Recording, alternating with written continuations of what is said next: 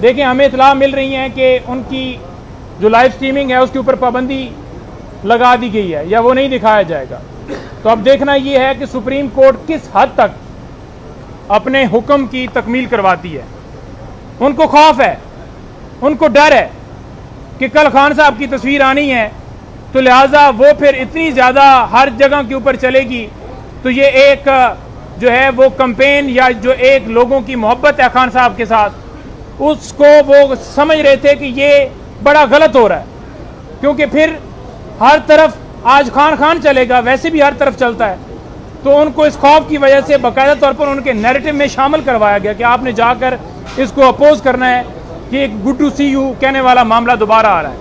अभी supreme court के अंदर नैब तरामीम केस की समाअत है और मैं खान साहब का मौक़िफ़ आपके सामने रखना चाहूँगा। गुज़श्ता रोज़ भी खान साहब से लीगल टीम की मुलाकात हुई।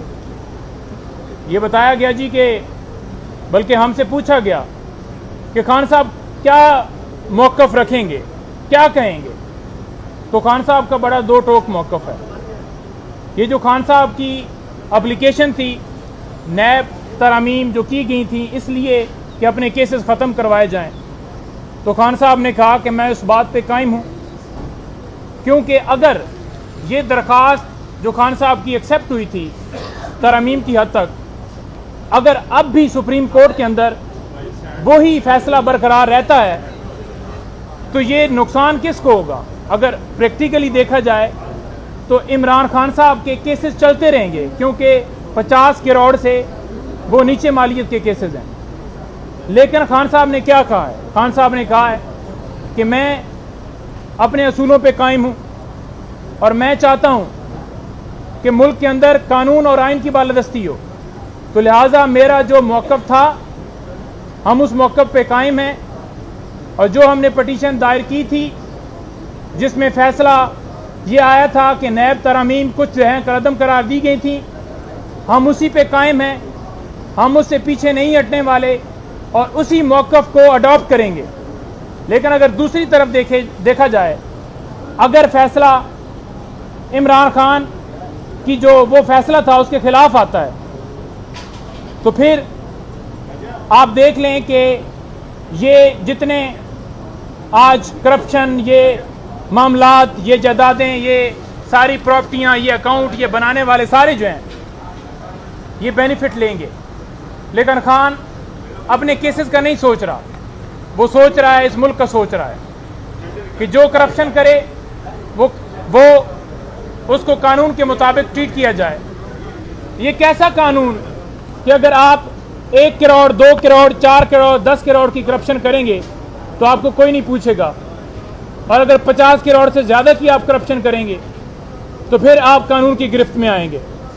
तो उनके केसेस कहाँ चलेंगे? सुप्रीम कोर्ट ने भी ये कहा कि वो जो 50 करोड़ से कम मालियत वाले केसेस हैं वो कहाँ फिर चलेंगे। और फर्द वाहिद को ये फ़ायदा देने वाले कानून, किसी की भी एक्सटेंशन हो या नैब तरमीम के ज़रिए अपने केसेस ख़त्म करने हो, तो हम पाकिस्तान तहरीक इंसाफ इसके ऊपर भरपूर मौक़िफ़ रखती है और इस बात की भरपूर तरीके से तरदीद करती है कि ये नहीं होना चाहिए। और सेकंड बात, आज शौकत खानम के जो डॉक्टर फैसल हैं उनकी सरबराही में आज पिम्स की जो टीम है वो खान साहब के और बुशरा बीबी के टेस्ट जो हैं वो करेंगे। और आज जो है वो टीम इसके ऊपर जो है उसको जो परमिशन मिली थी उसमें हमें वहाँ से इतला मिली है कि वो टेस्ट किए जाएंगे। और थर्ड बात, लाइव स्ट्रीमिंग के हवाले से देखिए, हमें इतला मिल रही है कि उनकी जो लाइव स्ट्रीमिंग है उसके ऊपर पाबंदी लगा दी गई है या वो नहीं दिखाया जाएगा। तो अब देखना ये है कि सुप्रीम कोर्ट किस हद तक अपने हुक्म की तकमील करवाती है। क्या जैसे पहले फैसले जो हैं उनकी बेतौकीरी की गई, चाहे वो इलेक्शन 90 डेज़ के अंदर करवाने का मामला हो या कोई भी मामला हो, क्या उसी तरह की बेतौकीरी जो है की जाएगी या उसके ऊपर इम्प्लीमेंट किया जाएगा। एक मुनज़्ज़म कैंपेन कल चलाई गई है तमाम चैनल्स के ऊपर, जितने PMLN के, पीपल्स पार्टी के, ये जितना आज जो बेनिफिशरी हैं ये सारे एक मुनज़्ज़म कैंपेन चला रहे थे।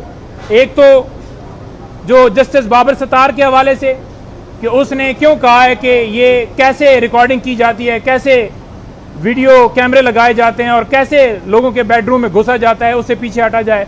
तो एक तो उसके खिलाफ किसी के मौक़िफ़ के ऊपर आकर उन्होंने डिफेंड किया, और दूसरा वो कह रहे थे कि खान साहब की तस्वीर जो है वो नहीं आनी चाहिए।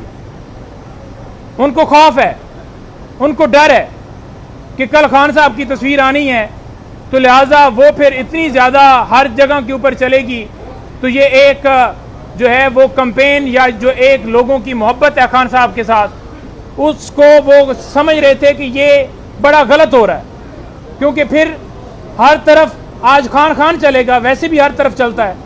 तो उनको इस खौफ की वजह से बाकायदा तौर पर उनके नैरेटिव में शामिल करवाया गया कि आपने जाकर इसको अपोज करना है कि एक गुड टू सी यू कहने वाला मामला दोबारा आ रहा है। तो खान साहब आज पेश होंगे पुरज़ में, हम यहाँ पर आए हैं और खान साहब को लाइव जो है वो तमाम जगहों पर दिखाना चाहिए। हम इस बात को बड़े खुशाइन तरीके से देखते हैं। खान साहब के मुख्तलिफ केसेस 9 मई के हवाले से बरी हो रहे हैं और यही